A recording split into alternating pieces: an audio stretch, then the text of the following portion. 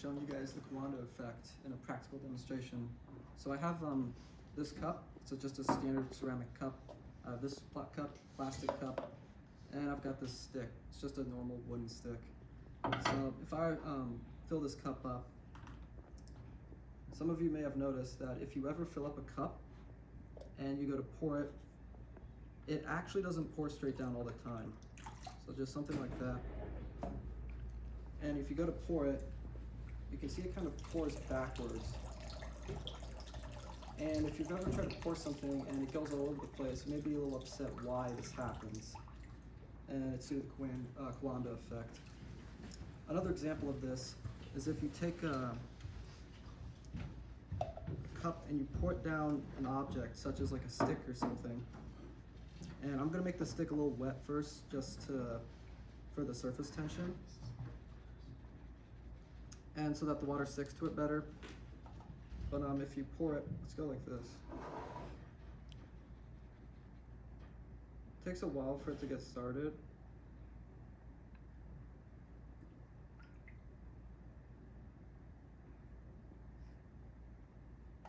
Whoops, sorry.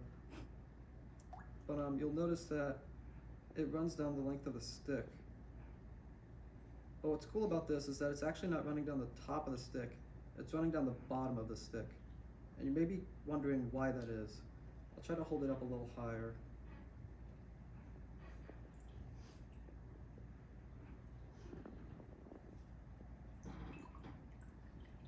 Sorry, my hands are shaking pretty badly.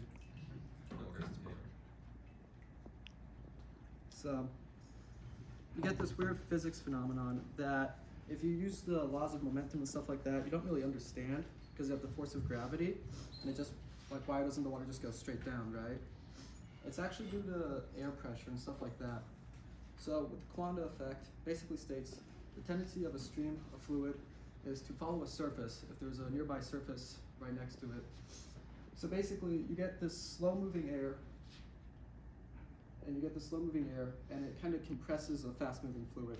We haven't learned this principle yet, but it's basically derives from the Bernoulli's equation principle, such that the velocity of a fluid is inversely related to its pressure, so that you have a fast-moving fluid, it will have a low pressure, and a slow-moving fluid will have a high pressure.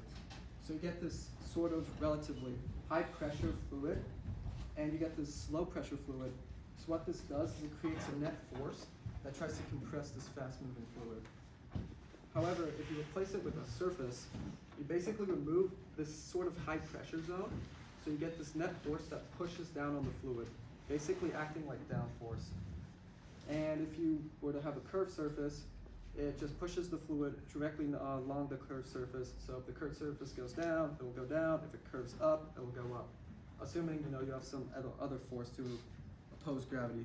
But if you just have like a flat surface, it'll just kind of stick to the underside of the flat surface, and it will just go down.